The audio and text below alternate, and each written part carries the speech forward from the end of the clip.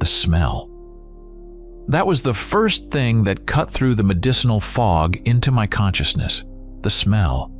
Sharp, sterile. The cloying scent of antiseptic mixed with something subtly musty, like old paper. Madigan Army Medical Center in Tacoma. I'd know that smell anywhere.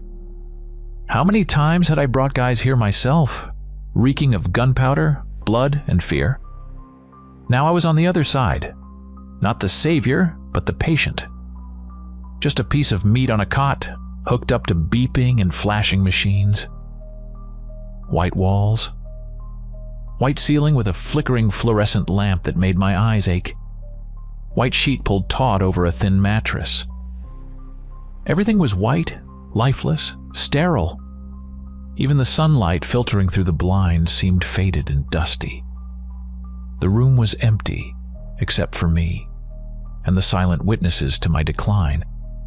The IV drip, the heart monitor, and the bedside table with a plastic cup of water. Dr. Anderson spoke for a long time, choosing his words carefully, looking somewhere past me at a flawlessly white corner of the wall. He talked about the biopsy results, about markers, about stages.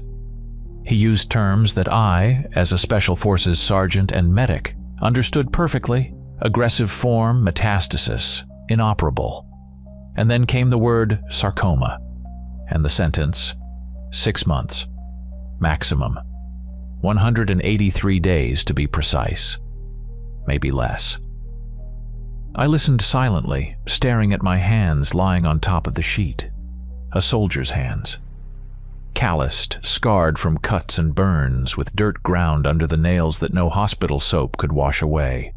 These hands had saved lives, applied tourniquets, performed CPR, held weapons. Now they were useless. Like the rest of my body, which the disease was slowly devouring. When the doctor left, leaving behind a trail of sympathy and the smell of antiseptic, I was left alone with the silence and the flickering lamp. 6 months. The thought hammered in my head, dull and heavy. I, Aidan Barkley, Sergeant, U.S. Army Special Operations Forces, trained to survive in the most unthinkable conditions, to kill enemies with my bare hands, to ignore pain and fatigue, was dying.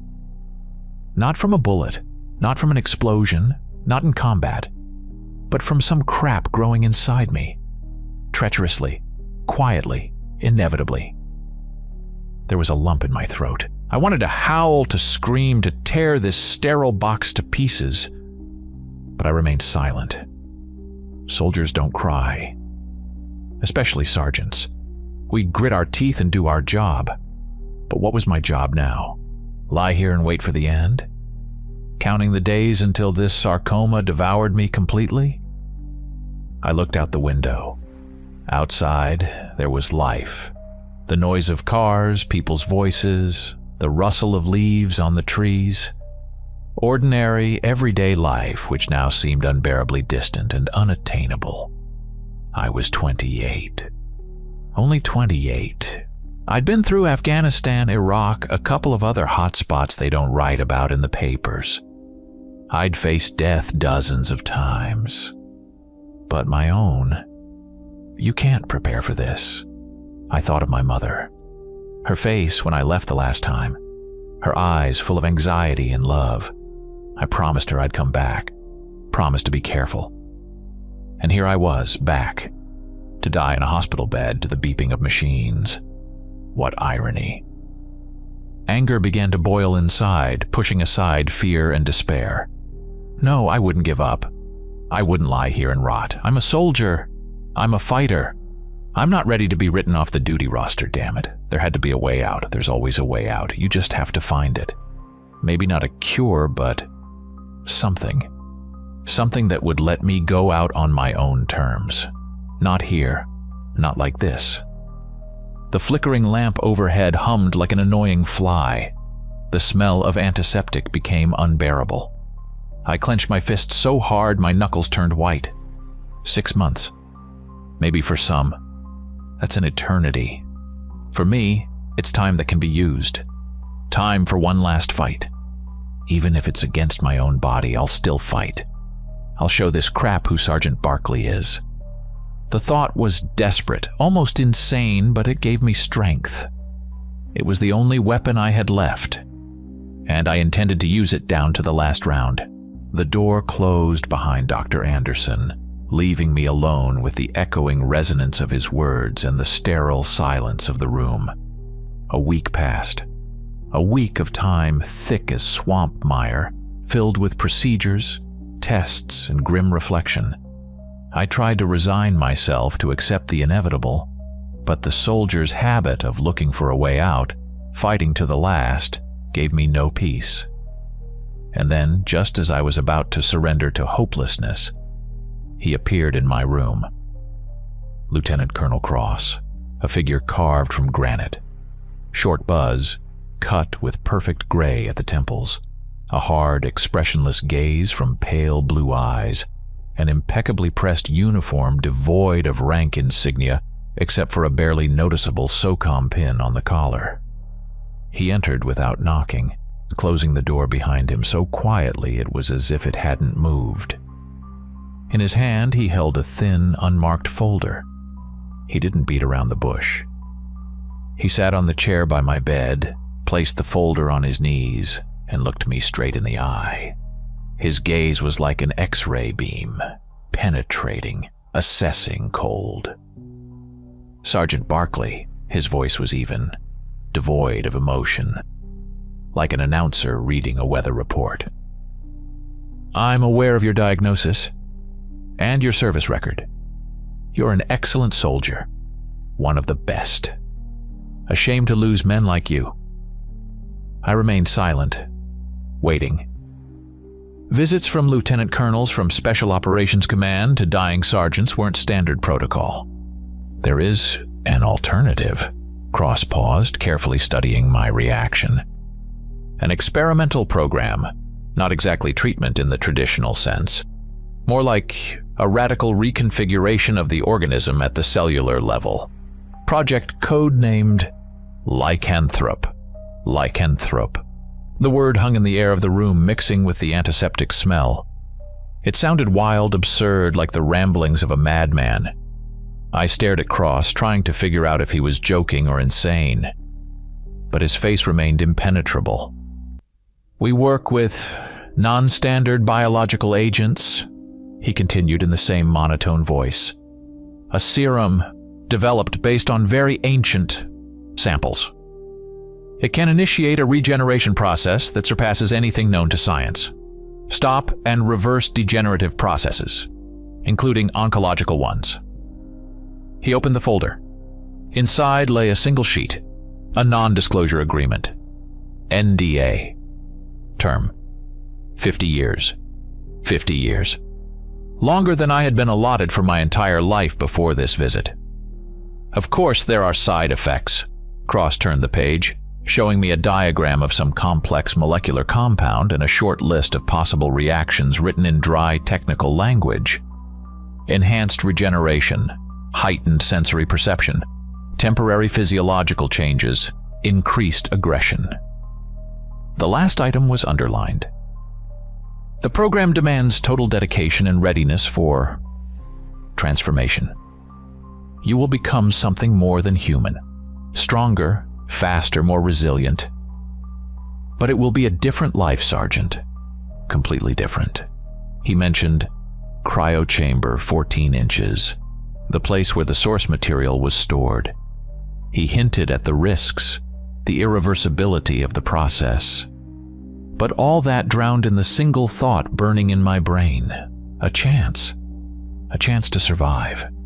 A chance not to rot alive in this white box. Why me? I asked, my voice raspy and uncertain. You're the ideal candidate, Sergeant. Cross tilted his head slightly. Physical conditioning, psychological stability, survival experience, loyalty. And, he made a barely perceptible pause, you have nothing to lose. Those last words hit their mark. I truly had nothing to lose, except the miserable prospect of fading away within 6 months. And here was the unknown. Terrifying. monstrous, but unknown. Not a predetermined end. I looked at the pen Cross had placed on top of the document. Cheap plastic. And beneath it, the promise of the impossible. Salvation wrapped in state secrets and smelling of madness. The office where we sat later, discussing the details, was the complete opposite of my hospital room. Dark wood, leather armchairs, muted lighting. One wall was entirely mirrored, reflecting us, me, still in hospital pajamas, and Cross, imperturbable and businesslike. I felt like a specimen under a microscope. The mirror, as they explained, was one way. Someone was watching from behind it, assessing. Cross spoke of Nevada, of an underground complex of strictest secrecy. About how I would become a weapon, a new type of weapon in a war not reported in the news, a war against enemies that ordinary soldiers couldn't even imagine. There was nothing to lose. I picked up the pen.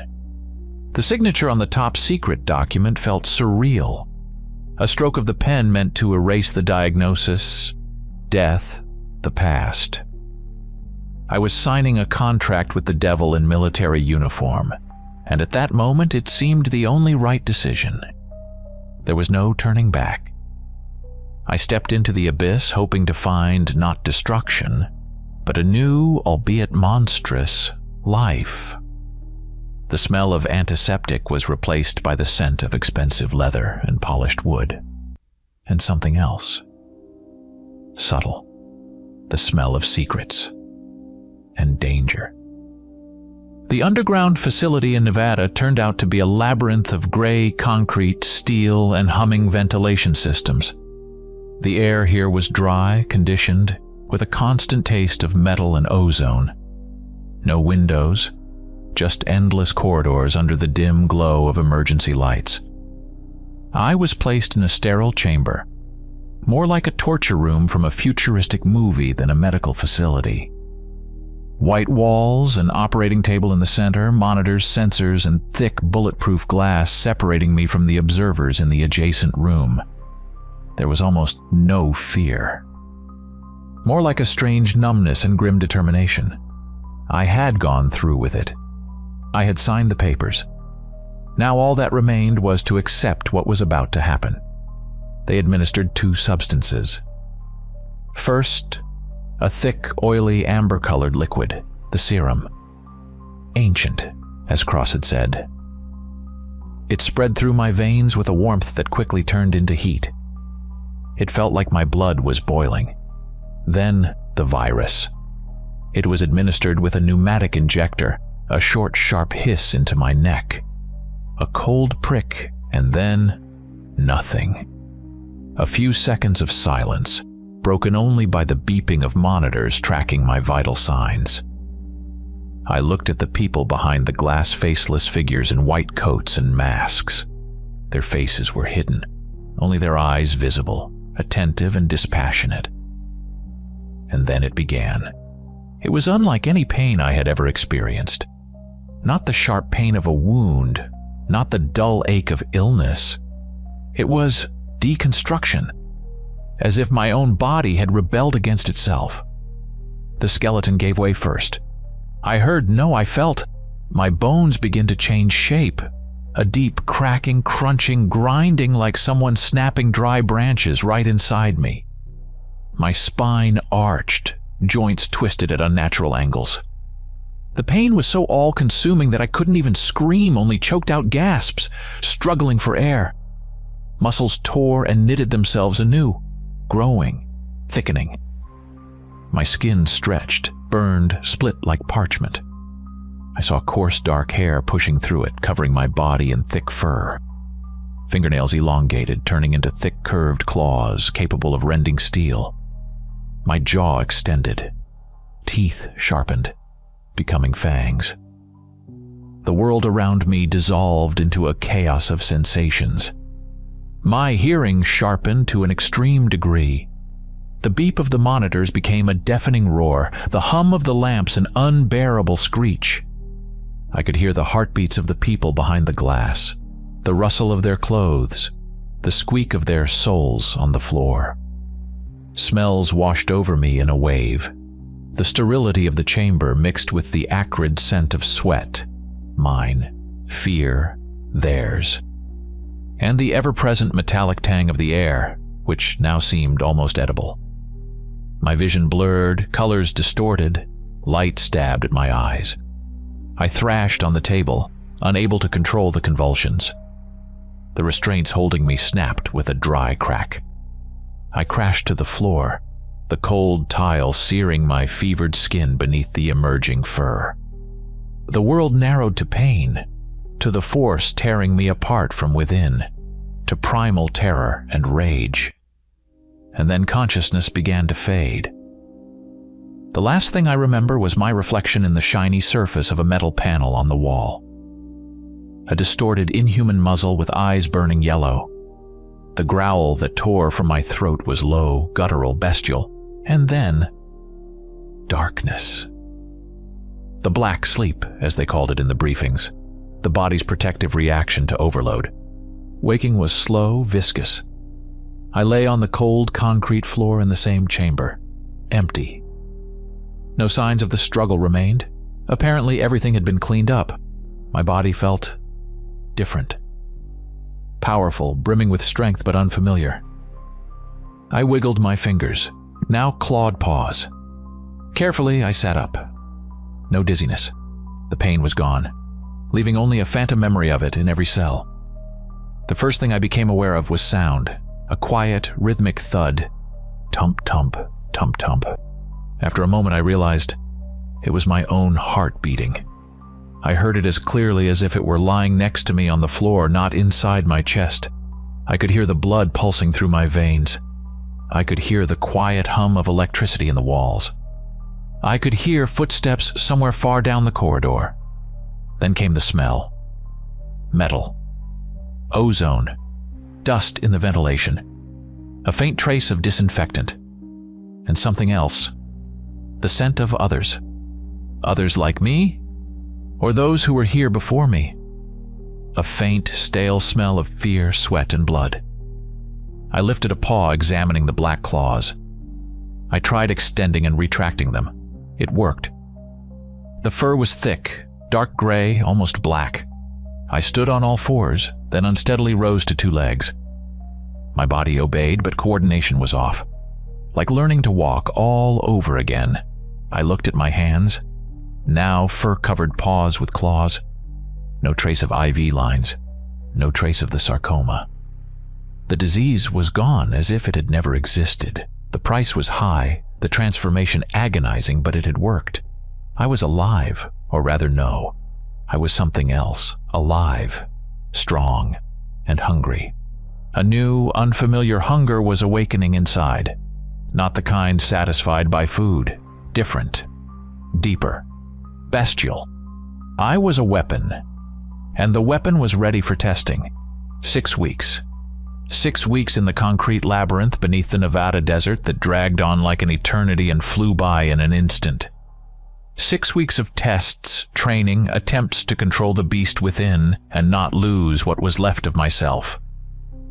My world shrank to the size of the testing ground, firing range, obstacle course, test chambers, and my personal cell, which became both cage and sanctuary. First, they tested regeneration. It was unpleasant. They cut me. Not deep, but enough to feel it.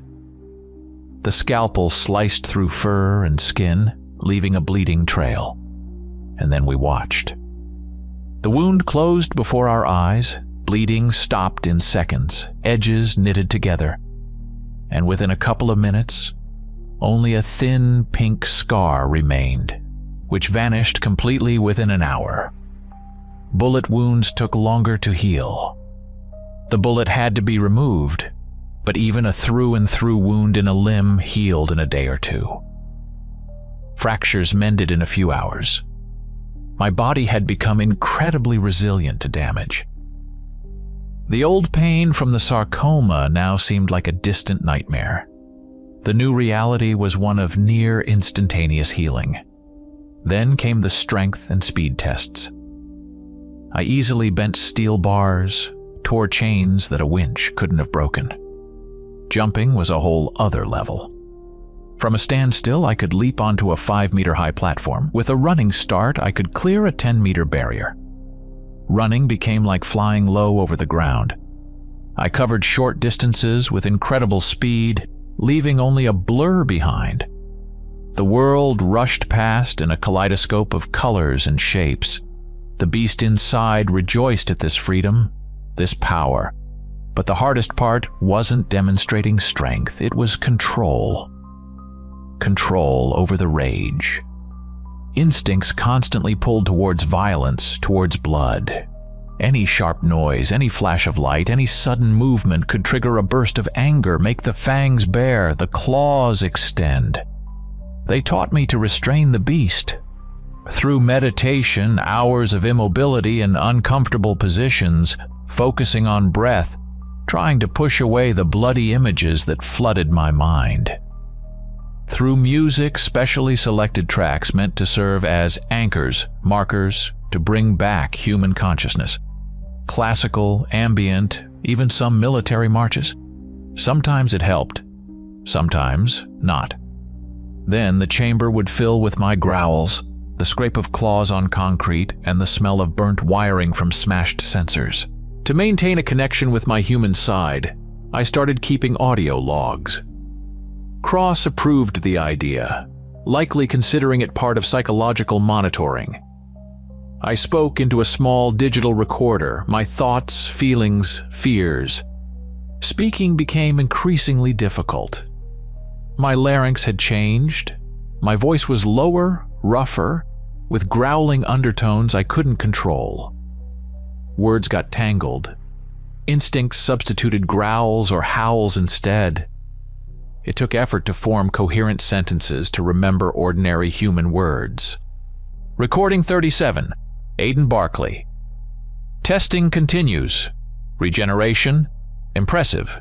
But control is the problem. The beast, it's always here, under the skin, waiting. Sometimes the music helps. Bach.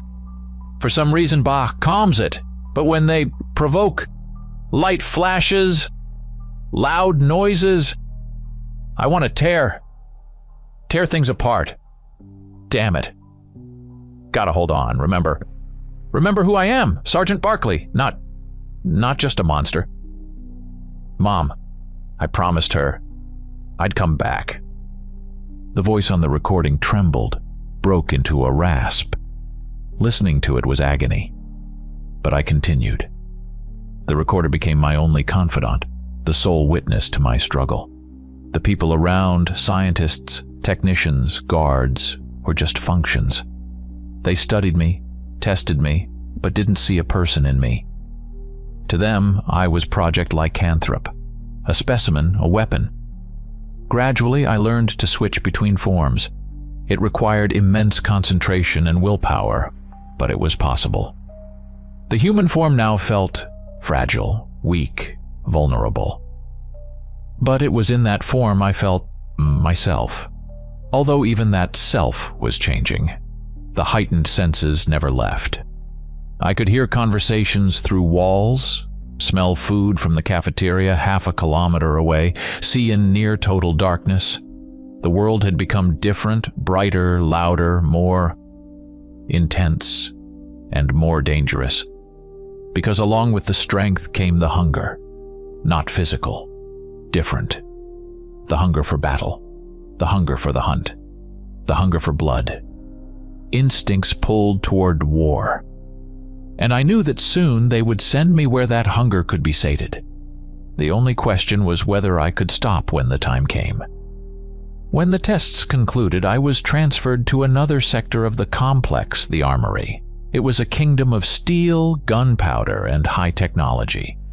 The air here smelled different, thick, rich, a mixture of gun oil, hot metal, and ozone. That last scent, sharp, fresh, like after a thunderstorm, emanated from it, from the Silver. The Silver Squad. That was the unofficial name for those like me.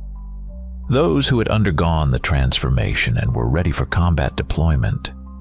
There weren't many of us. I caught glimpses of 2 others in the corridors, huge, silent figures with heavy gazes. But we were kept separate, probably fearing conflicts, or just following protocol. My personal armament awaited me on a steel workbench under the bright glare of industrial lamps. This wasn't the standard army issue, it was something else. Specially selected, modified, lethal. First, an M4A1 assault rifle. A classic, proven by time and combat, but this one wasn't entirely standard. Shortened barrel, lightweight composite stock, extended magazine. On the Picatinny rail, a massive suppressor that almost completely silenced the shot, and a latest generation thermal module capable of seeing through smoke, fog, and even thin walls. I picked up the rifle. Familiar weight, familiar lines. But in my new hands, it felt different. Lighter, more compact, like an extension of my paw. I flicked the safety switch, a soft, distinct click. Next to it lay a pistol. A large caliber FNX 45 tactical. A powerful, reliable .45 ACP.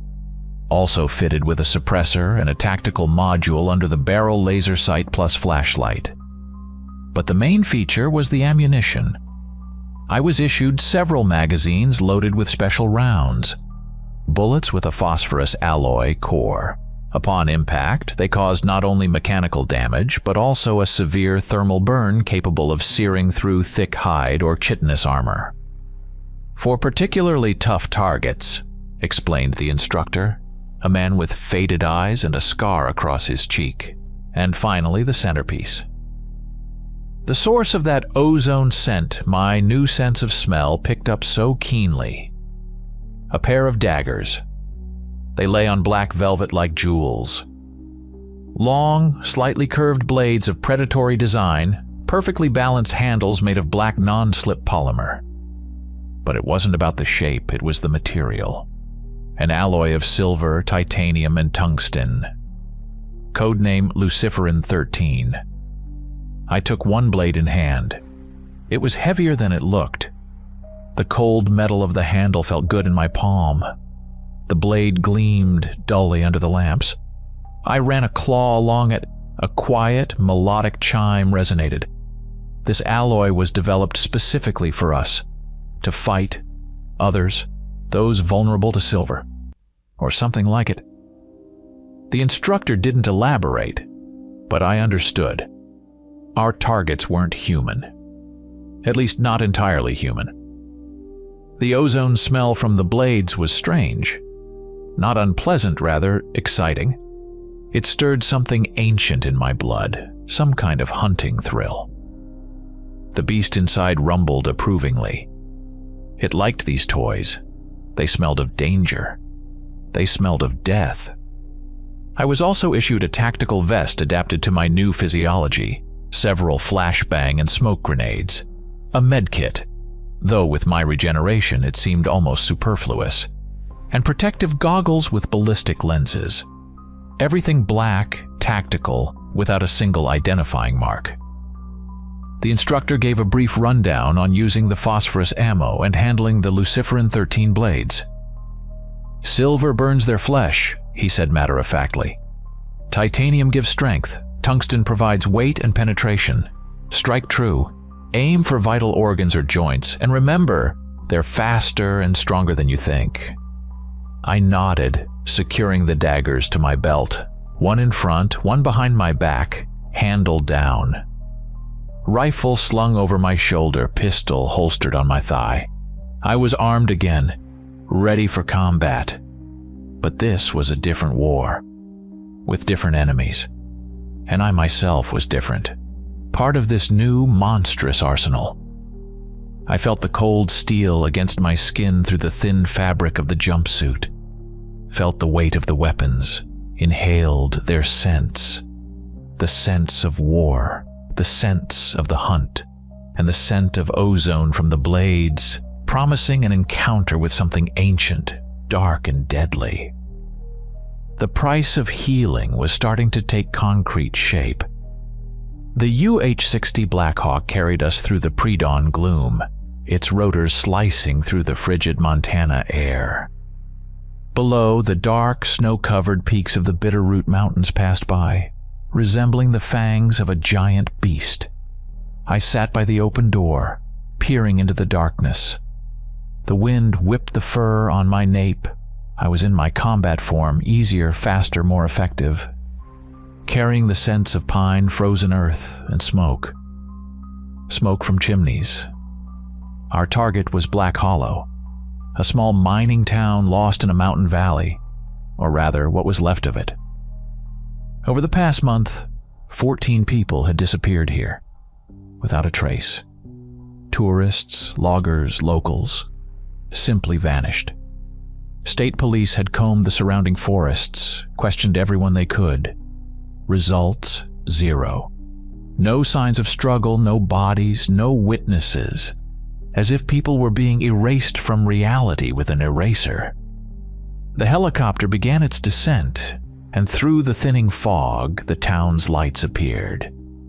Dim, sparse, as if someone had turned down the lights in an attempt to hide. We landed in a snowy field on the outskirts, the rotors kicking up a vortex of powder snow. Besides me, the only others on board were a support team, 2 soldiers in full gear, silent and tense, and a technician who would stay with the helicopter. My task was recon, searching for tracks, identifying the threat, and, if necessary, neutralization. Alone. That was the protocol for the Silver Squad. Operate stealthily, quickly, and without excessive noise. I jumped onto the snow. The cold was unnoticeable through my thick fur. The air here was clean, frosty, saturated with the smell of pine and spruce, but beneath it something else lingered. A thin, barely perceptible phantom scent of fear, old, ingrained into the very earth. The town greeted us with dead silence. No barking dogs, no car noises, no voices. Only the crunch of snow under my paws and the howling wind in the wires.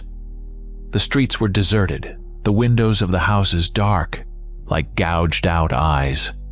Snow lay untouched on sidewalks and porches, only a few old, drifted-over tracks visible here and there.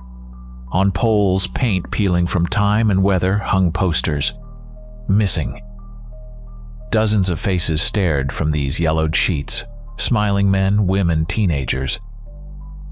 Their eyes seemed alive in the weak light of the street lamps, making it even eerier. 14 missing in a month. In such a small town, it was a catastrophe, an epidemic of disappearances. I moved silently, slipping like a shadow along the walls of houses. My heightened hearing caught the slightest rustles. The creak of old wood in the wind, the scuttling of a mouse under a porch, the distant mournful howl of a coyote in the mountains. But nothing indicated the presence of what I had come to hunt. The smell of chimney smoke was the only sign that life still remained in the town. People were hiding in their homes, doors locked tight, afraid to stick their noses out after dark. Fear hung in the air like a dense, tangible cloud. It emanated from the locked doors, the curtained windows, the very ground beneath my feet. I stopped by the old town hall building. On the ice-covered notice board, next to another missing poster, hung an official notice about a curfew. Due to the increased frequency of disappearances, residents are strongly advised to remain in their homes from dusk until dawn. The sheriff's signature looked shaky, blurred by moisture. What could frighten an entire town so thoroughly? What made people vanish without a trace? The answer lay somewhere here, in this valley of fear, in the dark surrounding forests. And my job was to find it. Find it and destroy it. I turned towards the forest, a dark wall of trees beginning just beyond the last houses. Faint tracks led that way in the snow, not human, and not animal. Something in between. Something wrong. The scent of fear here gave way to another, the smell of the wild pine needles, damp earth under the snow, and something else, barely perceptible, unsettling. The scent of ancient evil. The hunt had begun, and I felt the beast inside me tense in anticipation. It had caught the trail. The forest met me with a wall of black trunks and a tangle of bare branches resembling skeletal fingers. Moonlight barely penetrated the dense canopy of evergreen trees, creating a bizarre play of light and shadow on the snow cover. The silence here was different. Not dead like in the town, but alive. Full of rustles, creaks, and the barely audible breath of sleeping nature. But beneath this natural symphony, I detected a false note. Dissonance. The presence of something alien, hostile. I moved quickly and silently, leaping over fallen trees and ice-bound streams. My paws left almost no tracks on the hard-packed snow. My sense of smell guided me. The Wendigo's trail was relatively fresh, left a few hours ago, but the scent itself... Oh, that scent. It grew stronger, overpowering the aroma of pine and frozen earth. A repulsive, nauseating mixture of rotting maple sap, sickly sweet, cloying, and something sour, sharp, like vomit after binge-drinking cheap whiskey.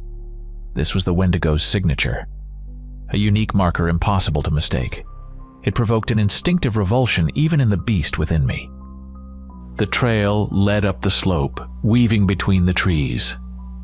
The prints in the snow were strange, long, narrow, with deep grooves from claws. The creature moved on two legs, but its gait was uneven, jerky, like a puppet with tangled strings. In places, the snow was churned up, showing signs of a struggle or agony.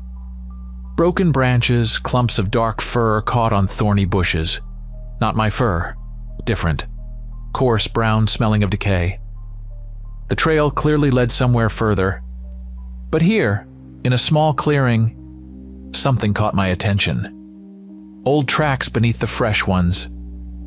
And another smell, almost faded but still discernible under the layer of recent snow and pine needles.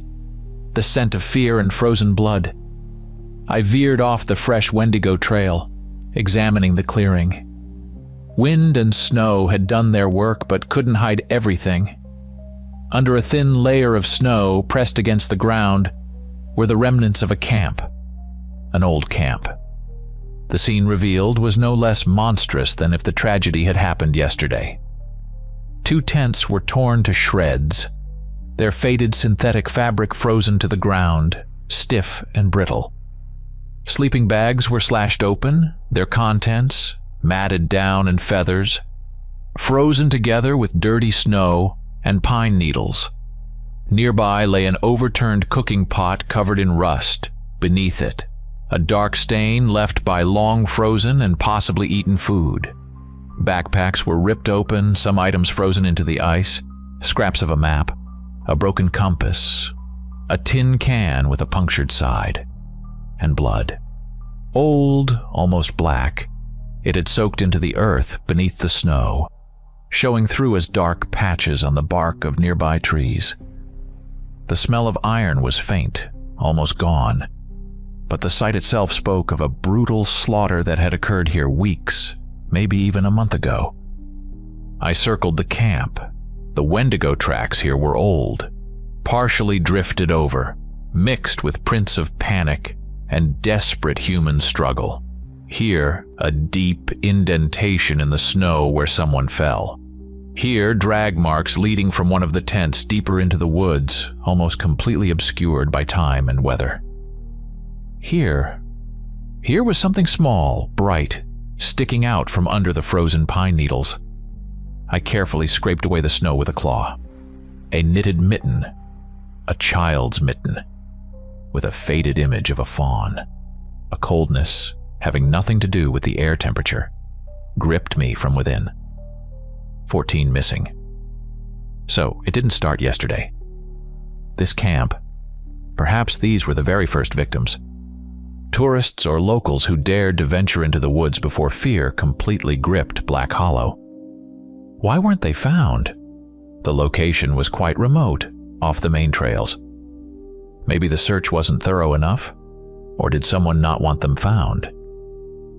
The beast inside growled with fury, but the human part shuddered at the prolonged horror and helplessness. I crouched down, examining the old tracks. The fresh Wendigo trail passed right through this slaughter site. Was the creature returning here? Or just passing by on its way to a new target? I raised my head and sniffed again, filtering out the old scents. The fresh Wendigo trail led further into the thicket. But now, mixed with its foul stench was another smell, carried by the wind from the top of the slope. Faint, barely noticeable, but very strange. The smell of paint, fresh oil paint, orange, and also the smell of smoke. Not a campfire, different smoke. Sweetly spicy, ritualistic. What the hell was going on here? An old massacre, and fresh tracks leading towards the smell of ritual and paint. This wasn't just a predator attack. There was something else here. Something more sinister and deliberate. I checked my weapons. Rifle ready, pistol holstered, daggers on my belt. I returned to the fresh Wendigo trail, now not just as a hunter tracking prey, but as a soldier entering an enemy lair. Fury mixed with ice-cold determination. Whoever or whatever was behind this nightmare, it would pay. For the blood on the snow, for the torn tents, for the small mitten with a fawn, forgotten in a frozen grave. The trail of paint and the strange, sweet, spicy smoke led me to a rock outcrop overlooking a narrow gorge. The wind blew stronger here, howling between the stones, carrying not only the scents, but also a barely audible monotonous hum, like chanting or muttering. The source of the hum and smoke was above, on the flat top of the cliff. The climb was steep and treacherous, but my claws easily found purchase on the rock ledges, and powerful muscles allowed me to scale almost vertical sections. I moved cautiously, trying not to make noise, although the wind muffled most sounds. Reaching the cliff edge, I went prone, blending with the dark rocks, and surveyed the area. What I saw made the fur on my neck stand on end.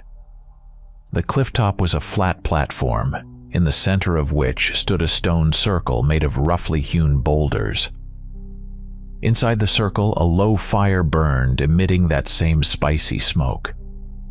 Around the fire were strange totems, crudely carved wooden figures depicting emaciated skeletal beings with huge heads and gaping mouths.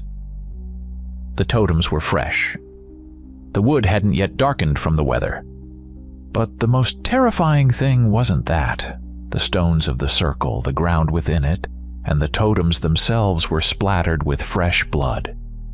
Dark, thick stains glistened in the light of the fire and the moon, and on the surface of the boulders were painted runes, strange, angular symbols I had never seen before. They were drawn in bright orange paint, the same paint whose smell I had caught below. Near one of the totems lay a body, or rather what remained of it. Mangled, drained of blood, almost unrecognizable. Judging by the remnants of clothing, one of the missing hikers. Nearby lay an open hiking journal, its pages fluttering in the wind. I went cold. This wasn't just a monster's lair. This was a sanctuary, an altar, a place of sacrifice. The monster wasn't just hunting, it was summoned or directed. The monotonous hum intensified. From behind a large boulder at the edge of the platform emerged three figures in dark robes with deep hoods hiding their faces. They moved slowly, in unison with their muttering, holding smoking censers. They circled the ring, sensing the totems in the altar stone in the center, which bore fresh traces of blood. Cultists. So Cross was right. These weren't just random attacks by a monster from legend. There were people behind it. People worshipping this creature. Worshipping hunger. I shifted my gaze to the journal lying near the mangled body. The wind flipped a page, and I could make out a few lines, written in an uneven, trembling hand.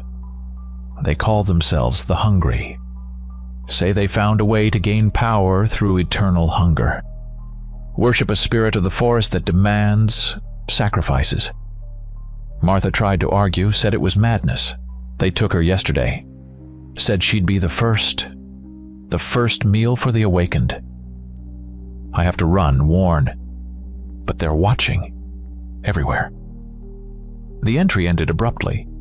So, the Wendigo was summoned, fed with human sacrifices, and these fanatics in robes were its priests, its congregation, the Hungry cult. Worshippers of eternal hunger, a disgusting irony. The robed figures finished their circuit and stopped by the fire, raising their hands to the sky. Their muttering escalated into a loud, ecstatic howl, merging with the howling wind. They were calling their god, their monster. At that very moment, I heard it. Heavy breathing behind me. The smell of rotting sap and bile hit my nostrils with such force I almost choked. I spun around sharply, instinctively preparing for a fight. It stood on the edge of the cliff, silhouetted against the moon. The Wendigo, huge, emaciated, with unnaturally long limbs and skin stretched taut over bones like parchment. Its head was crowned with branching antlers resembling dry tree branches. Its eyes glowed with a dull, dead light. Saliva mixed with blood dripped from its fanged maw. It was looking at me. It had smelled me before the priests did.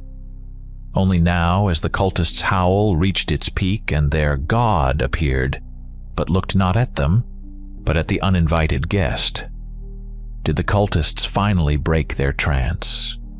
Their ecstatic cries choked. They spun around abruptly, their hooded faces turning first to the Wendigo, then, following its gaze, to me, to the shadow that had suddenly materialized at the edge of their sacred circle. In the ensuing silence, broken only by the crackling fire and the howling wind, their astonishment was palpable, quickly turning to fury and fanatical determination to protect their deity and their sanctuary. The trap had sprung. I was caught between a rock and a hard place, between an ancient horror and its insane followers. This wasn't just a hunt where I tracked the prey. The situation had turned into an ambush where I myself was the target. Seconds stretched into viscous eternity. Me, the Wendigo, and 3 figures in robes against the backdrop of the blazing fire and bloody runes. The wind whipped my face with icy needles, carrying the creature's stench and the spicy smoke of the sacrificial fire. The beast inside me roared, fury and defiance. The man grew cold, realizing the trap. They had been waiting for me. They knew I would come. I attacked first. Instinct and training worked faster than thought. A lunge to the side, getting out of the Wendigo's attack line as it charged me, clawed hands outstretched. Simultaneously, a burst from the M4A1. The suppressor turned the roar of gunfire into dry, sharp cracks. The 5.56 rounds hit the creature in the chest and shoulder, tearing chunks of parchment skin and some dark, slimy substance. The Wendigo howled, a sound like metal scraping on glass, and staggered slightly but didn't fall. Its speed was incredible. It moved in jerky, puppet-like bursts, but covered distance with terrifying swiftness. I rolled aside, dodging a sweeping blow from a clawed hand that tore through the air where I had just been. Stones flew from under its claws. At the same time, I threw 2 flashbang grenades towards the cultists standing by the fire. Flash! Bang! Blinding light and deafening sound should disorient them. Buy me time. I saw the robed figures recoil, covering their faces. One dropped to his knees, but the Wendigo, it only momentarily shut its eyes, shook its antlered head, and charged me again. The flashbang barely affected it. Another burst from the M4A1. Aiming for the head, the joints. Bullets hit, but seemed to sink into its desiccated flesh. It ignored them. It was too fast, too strong. It was hunger incarnate, knowing no pain. It leaped, an incredible jump, covering the distance between us in an instant. I barely managed to dodge, and its claws gouged the stone where my head had been. I drew one of the Luciferin 13 daggers. The blade gleamed dully in the moonlight. The ozone smell sharpened. The creature spun with inhuman grace and attacked again. I parried the blow with the blade. Silver alloy met claw, a shower of sparks, a screech. The Wendigo howled in pain and fury, snatching its paw back. A deep smoking burn mark remained on its claw. The silver worked, but it was too strong. It struck with its other paw, aiming for my chest. I dodged, but not fast enough. Claws scraped my side, tearing through the tactical vest and fur, leaving deep, bleeding gashes. Pain flared sharp, tearing. Regeneration kicked in immediately. The wound edges pulsed, but the blow was powerful. It knocked me off balance. I dropped to one knee, trying to hold on to the rifle. And at that moment, the Wendigo delivered a devastating blow. Not with its paw. It grabbed the barrel of my M4A1 with its long, bony fingers. I felt incredible strength in its grip. A crack echoed. The metal groaned pitifully and snapped. It broke the barrel of my rifle like a dry twig, just crushed it in its hand. The rifle was useless. I threw the useless piece of metal aside and rolled away, raising the FNX-45 pistol. Shot! Again! Phosphorus rounds slammed into the creature's torso, leaving smoking orange holes. The Wendigo howled again, staggering back. Acrid smoke poured off it. The smell of burnt flesh filled the air. But it was still standing, still ready to attack. The cultists recovered. Two of them pulled long ritual knives with serrated blades from beneath their robes and moved towards me, flanking. The third remained by the fire, continuing to chant something. I was trapped. Wounded, primary weapon destroyed, against a Wendigo and 3 of its priests. For the first time since the transformation, I felt it. True, primal fear. Not for my own life. I had been ready for death long ago. But fear of failure. Fear that this creature and these madmen would win. That their evil would go unpunished. That the blood on the snow and the torn child's mitten were in vain. Cold sweat broke out on my forehead beneath the fur.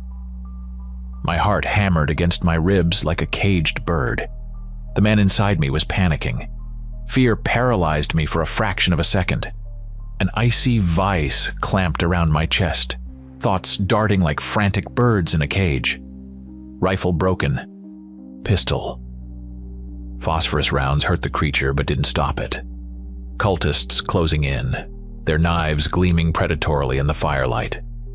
The Wendigo, wreathed in smoke from the phosphorus burns, coiled for another leap, its dead eyes fixed on me. Tactics, needed tactics, retreat, regroup, lure them into a narrow space. The human mind, the soldier's mind, desperately searched for a way out, calculated options. But there were no options. The clifftop was open ground. Nowhere to retreat but into the abyss. "You are a weapon," Cross's voice hissed in my memory. "A new weapon." "Not enough," the panicked man inside answered. "It's not enough." And then the beast spoke. Not with words.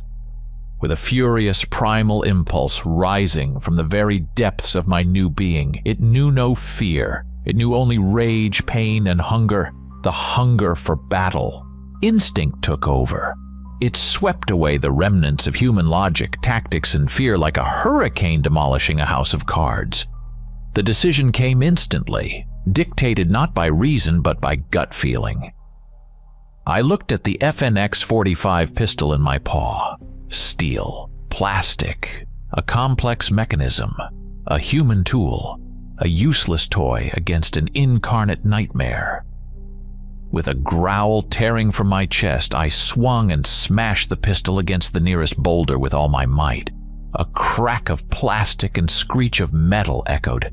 The pistol shattered, fragments spraying in all directions. The cultists froze for a moment, surprised by this act of self-disarmament. The Wendigo also paused, tilting its antlered head as if trying to comprehend. I drew myself up to my full height. The pain from the wound in my side vanished, dissolved in the adrenaline rush. I felt my body changing, the beast's power flooding every cell. Skin stretched, crackled. Fur grew thicker, coarser. Muscles bulged beneath it, surging with primal might. Claws on hands and feet lengthened, sharpened, becoming lethal blades. My jaw extended again, fangs bared in a predatory snarl. The growl deepened into a low, guttural howl, full of fury and the promise of death. The transformation was swift, almost instantaneous. Not agonizing like the first time, but liberating. As if I had shed a tight, uncomfortable shell. The man yielded to the beast, not by order, not by protocol, but because it was the only way to survive, the only way to win. I dropped to all fours, feeling the earth vibrate beneath my pads. The world became different. Smells sharpened, the Wendigo's stench, the spicy smoke of the fire, the cultist's fear, my own blood. Sounds clearer.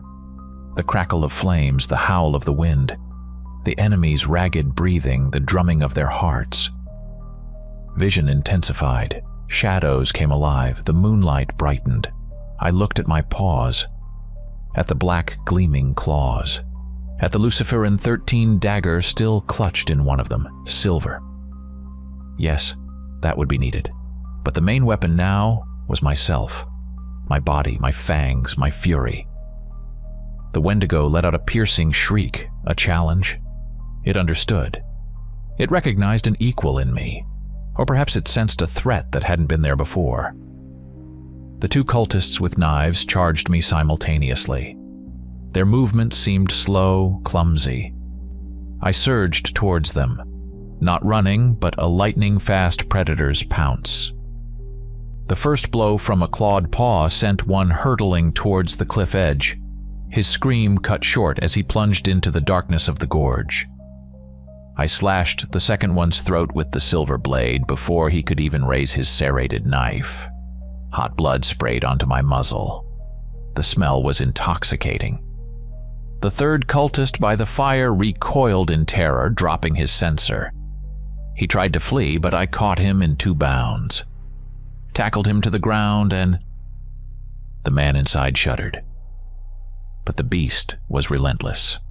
Now only he remained. The Wendigo.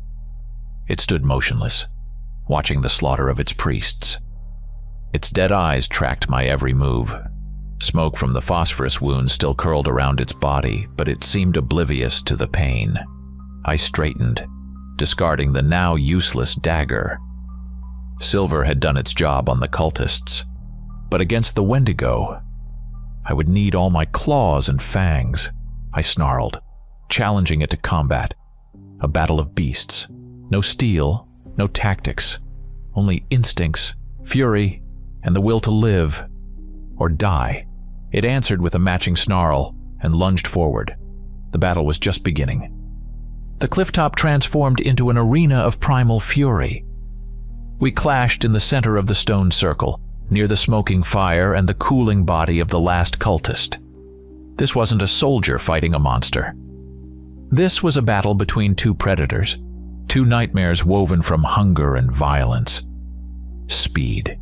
That's what determined the outcome of the first moments. My new form granted incredible reaction time and movement. I moved not like a human, nor even like a wolf. Bursts, leaps, evasions. My body operated on pure instinct, anticipating the Wendigo's attacks fractions of a second before they happened. Its own speed was terrifying. It darted across the platform like a phantom, its long limbs blurring in the fire and moonlight, claws leaving deep gouges in the stone. We circled each other, exchanging swift, savage blows. Claws screeched against claws, teeth snapped dangerously close to throats, the air filled with snarls, howls, the scent of blood, mine and its. The branches of its antlers whipped through the air, trying to pierce my eye or rip open my side. I dodged, counterattacking, aiming for its thin, stick-like legs and neck. My claws tore its parchment skin, but the wound sealed almost instantly, leaving only dark, smoking streaks. Its regeneration was no worse than mine. The phosphorus burns from the pistol rounds still smoldered on its torso, but seemed to cause it little harm, only enraging it further. It was strong, inhumanly strong. One blow from its bony paw sent me flying several meters. I slammed my back into one of the totems. The wood splintered but held. Pain flared in my spine but immediately faded, absorbed by regeneration. I leaped back to my feet, fury surging with renewed force. I needed something more than just trading blows. I needed a decisive maneuver. I noticed that with each lunge it slightly tilted its head, exposing its neck.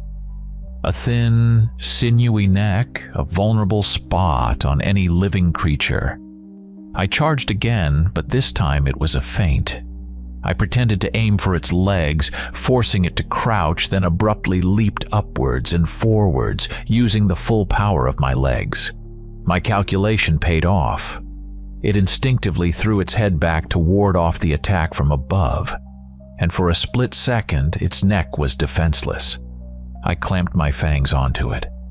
The taste of its flesh was revolting, dry, dusty, with an aftertaste of rot and old blood.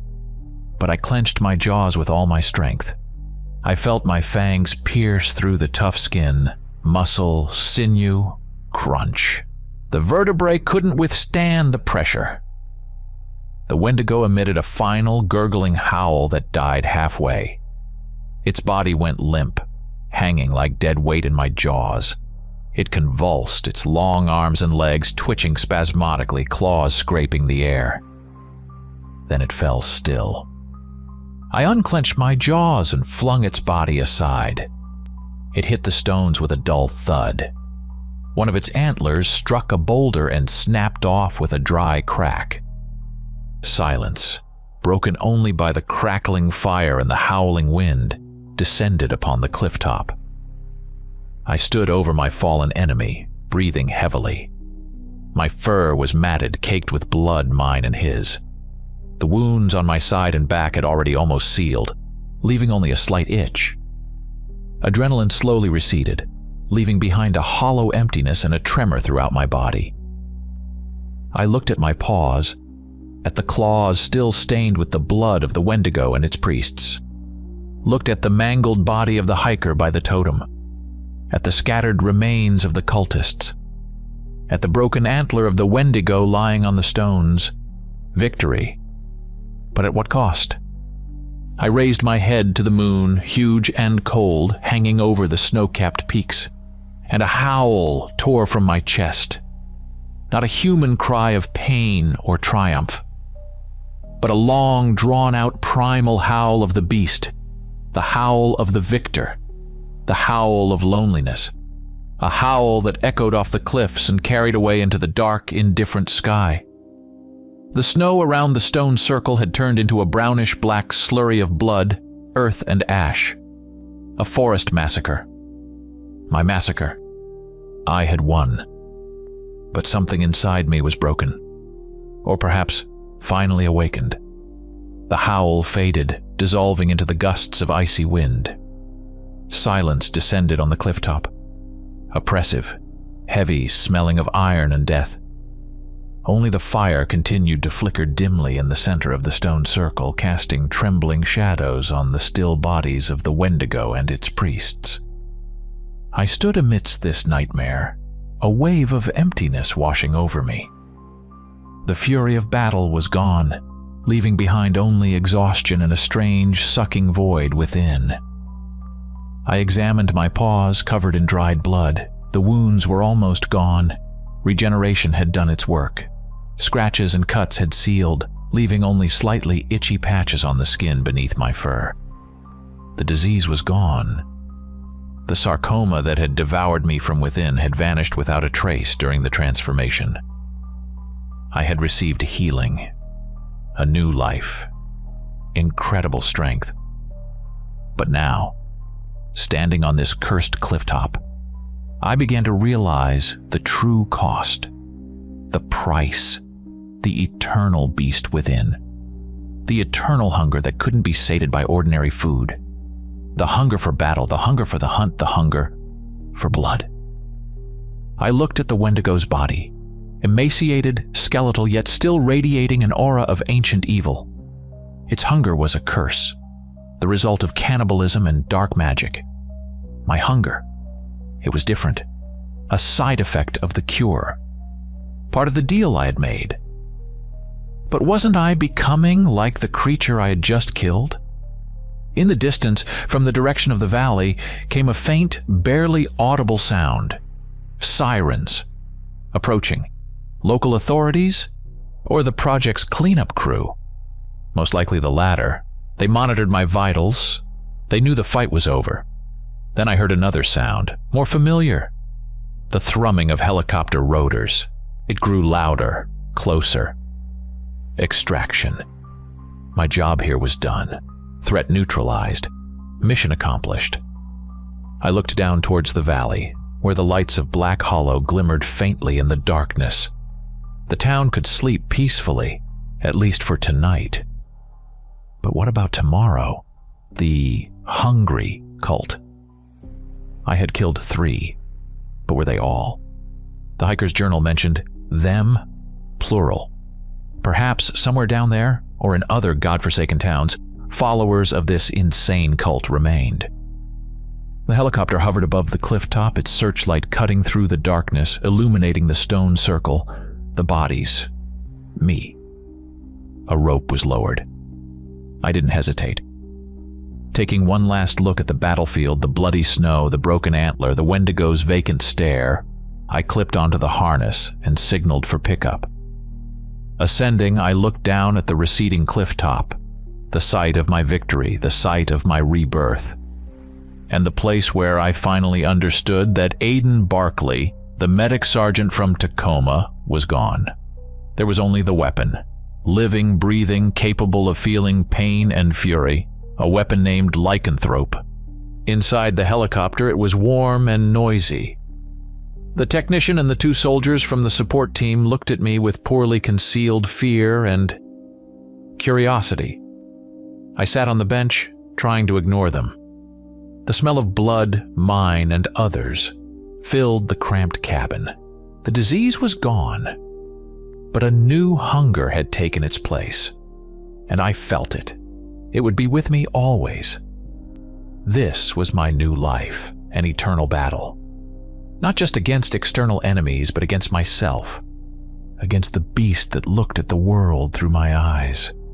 The price of healing had been paid, and the bill would keep coming due, again and again, with every new hunt, with every new moon, the base. Again, sterile corridors, the hum of ventilation, the smell of metal and ozone. But now this place felt different, not like a prison or a laboratory, but like a lair. My lair. The place where I licked my wounds, prepared for the next hunt. I sat before a terminal in the briefing room. Dim light, only the screen illuminating my face, my human face. I had learned to control the transformation almost perfectly, though the beast's instincts and heightened senses remained with me always. On the screen, the mission report from Black Hollow. Photos from the cliff top, analysis of the Wendigo remains, data on the hungry cult. My worst fears were confirmed. The cult was not completely destroyed. Recon had picked up 3 more active signals similar to the one that led me to the cliff. 3 potential hotspots, 3 places where madmen were trying to summon or control similar creatures. Arizona, Louisiana, Appalachia. The geography of evil was vast. New orders were already loaded onto my tactical tablet lying nearby. Details of the next mission, coordinates, objectives, timelines, business as usual. The work wasn't finished. It had only just begun. I picked up one of my Luciferin 13 daggers from the table, turned it over in my hands, examining the blade of silver, titanium, and tungsten alloy. It still faintly smelled of ozone, and the Wendigo's blood, which I hadn't quite managed to wash off completely, or hadn't wanted to. I remembered the hospital room, the smell of antiseptic, the flickering lamp, the doctor's verdict, 6 months. It seemed so distant, almost unreal, like it happened in another life, to another person, the person I would never be again. I brought the blade to my face. The cold metal touched my lips, and I licked it instinctively, without thinking. The taste of metal and ozone mixed with the tang of blood on my tongue. The beast inside rumbled approvingly. It was the taste of the hunt, the taste of my new essence. There was no longer that desperate struggle between man and beast that had torn me apart initially. Had they merged, or had the man simply surrendered, letting the beast take the helm? I didn't know the answer. I had simply accepted the new reality. The disease was gone, but a scar remained. An invisible scar on the soul that ached under the light of the full moon. The scar of the moon. I placed the dagger back on the table, picked up the tablet. New mission, new monsters, new victims to save or avenge, new hunger to sate. I stood up. My body was full of strength, ready for action. I was a weapon, the perfect weapon for this secret war, and I was ready for the next hunt, the next battle, because I had no other choice. This was my price, and my fate. The eternal beast under the eternal moon.